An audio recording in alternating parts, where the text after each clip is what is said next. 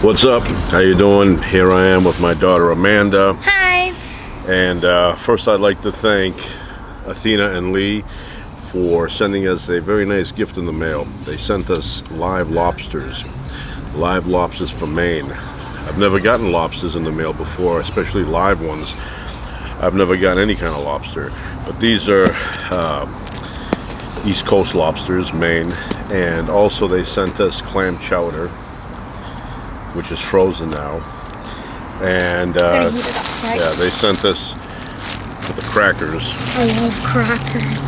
Because I want to eat them. Right, you have to eat the clam chowder with the crackers. Whoa, there's 4 packets and there's 4 people.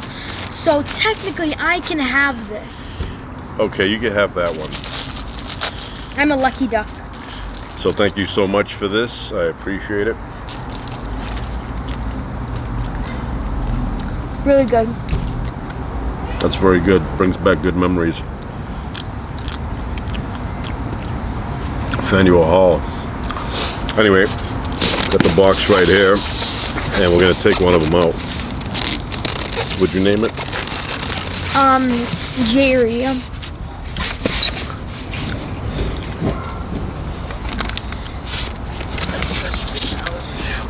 Look at that. This is Jerry. Can I hold him? Got the eyes going. Almost looks like camera lens. And these things are. And like at the end of the tail, they kind of have like wet fur. I mean, obviously they're part of the ocean, but now it's like a wet fur. Feel it. Right. Oh yeah. It's amazing to me that a lobster can live in the water, and then also for a period of time outside of the water. And we looked it They're up. like land animals, but also sea animals, like Right. otters, but they can breathe underwater. But what's that? Well, But I looked it up, and as long as they're cool, their gills remain moist, and they can remove oxygen from the air they breathe. And this one has a bit of a bluish look to him. and blue, what are they called? Blue lobsters are pretty rare. Right. So anyway, he's got these eyes, like they're like going like that. And these things here, I don't know how strong they are. I don't want to test it, but Like your finger, because I've seen some of these chop icicles in half. right. Chowdersicle. It's like your own knife. Just put it on meat. So I'm looking forward to eating these. We're gonna boil them, but I'm not going to boil them alive. I've been watching Gordon Ramsay. A few years ago I saw this where he humanely and quickly takes them out, because I don't want to do that slow dying thing. So I'm going to do it the fast way. Look at it. And the tail is like where mostly all the meat is. But I like the claws. The claws, that's what I'm waiting for. Claw meat. And then right here at the like right in this area, that's its like mouth. But then you see these are its like feet, but they can still pinch you with like the tiny claws. Right. And these are So, its extra feet. I look at this thing and it reminds me of a scorpion. It's got a look of a scorpion. But look at that.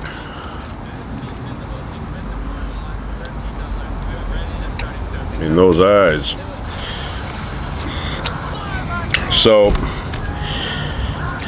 it's been a very long time since I've had claw meat. I've had the tail meat. That's pretty good.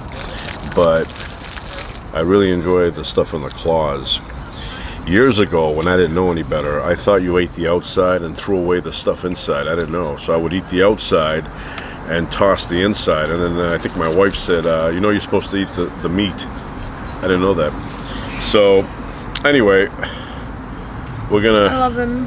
we're gonna cook these and have a good meal. I also named another one, Tom. He's in there, but we're only taking one out because we can only put one on the paper. They have But, ice like, in really there slimy. that hasn't melted at all since they've mailed it. I mean, it comes in the styrofoam box. So anyway, looking forward to the clam chowder too. Big fan of clam chowder. You know, when I was a kid, I would go down the Cape. Everybody says down the Cape. I don't know. You're not going down anywhere. It's not downhill. But we would go down to the Cape, I guess because it was south. And there was a bridge right over Route 28. And underneath that bridge, it was the best place to catch the crabs. And there were hundreds and hundreds, if not thousands, of crabs in that body of water. And people would stay up on the bridge and put these long nets down, the kind you clean the pool with, and they would catch crabs. And they had these buckets full of crabs.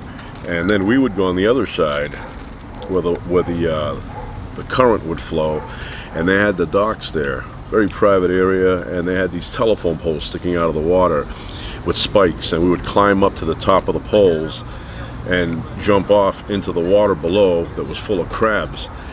We didn't even think of being bitten. We just would jump in there, and a few times I remember my eyes open underneath and I'd see crabs, you know, swimming by. I never touched bottom, and then one time I said, I'm going to touch the bottom, and I did a really strong jump off these poles, and I went all the way down, and I touched bottom, and it was mushy, disgusting feeling. And that happened at the lake, remember? Yeah, I said that did not feel that good, that disgusting, mushy feeling. So anyway, I never ate a crab there. You know, I've had crabs in Vegas. I'm not really a crab guy. I'm not a fan of crabs that much. I mean, they're good, but you know. I like lobster more. Yeah, lobster's like about 85 times better. Maybe 86. But, and that water was infested with crabs. I mean, it was tons of crabs. If I was getting pinched. If I was a crab guy, you kill all of them. I'd eat those things. And then there was another place I would go as a kid. It was called Katuitt, and there was tons of crabs in there. One time I was swimming deep in the water, and it was deep up until I hit the sandbar. And once I hit the sandbar, it was shallow. It was like up to my waist, and I looked down in front of me, and there was this big crab just sitting there. It was live, just sitting there looking at me. And I kind of backed up slowly and left. I didn't want to get bitten by it, although I have been bitten by crabs in the past. So anyway, it's like a pet. But then you don't want to get too attached to it. No. Can we swap it for I don't know what these are for. These are like what? Like radio antennas? Let me just fix it so he can talk. Oh, yeah, I understand him. Put this on top of your television set and adjust it, and you'll be able to get channel 56.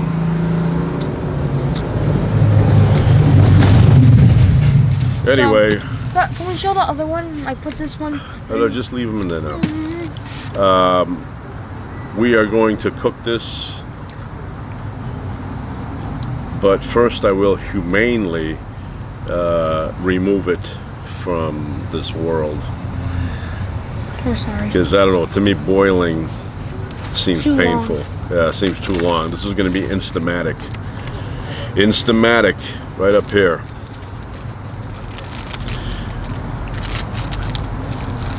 Looks hungry.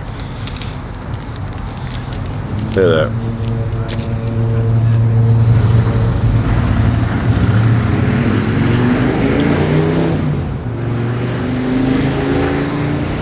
And it's very flexible. Have you seen the tail? It's amazing they turn red once you boil them. It's like shrimp. They're gray at first, Right. and then turn pink.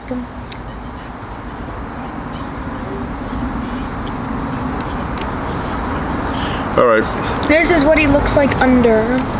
Very weird. And then this is where like mostly all the meat is, like the tail area, and it's very squishy. And I don't think you want to touch it, but yeah, it's very. You know, actually, I'm smelling it now, and I could smell the Atlantic Ocean. Yeah. I mean, you could literally I don't like it. It just brings me back to being down the Cape or something. And then he became your best friend. But I would hang He's around kind up of at blue. York Beach, Maine when I was a kid. That was my place, York Beach and Wells, Maine, or Wells Beach. But York Beach had Zoltar.